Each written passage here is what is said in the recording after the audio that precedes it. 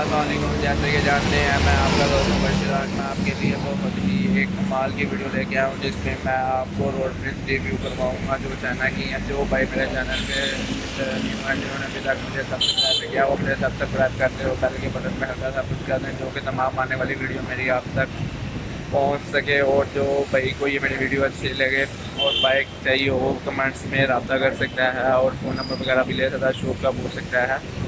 बहुत ही कमाल की वीडियो आज मैं आपको रिव्यू करवाऊँ। ये देखें जी, ये 2021 मॉडल रोड प्रिंस है। बहुत ही साफ गाड़ी है, नीट एंड क्लीन है गाड़ी। 21 में नंबर लगा हुआ है।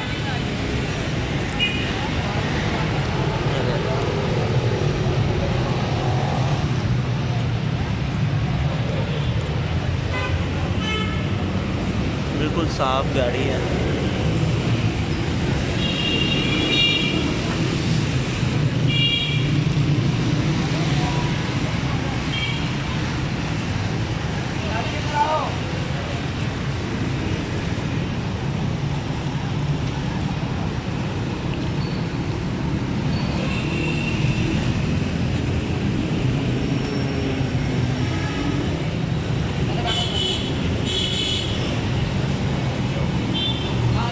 ये देखें जी, ये चली कितनी हुई है, 5363 किलोमीटर चली हुई है। और टैंकी टायर भी चेक करें, बिल्कुल लश हैं।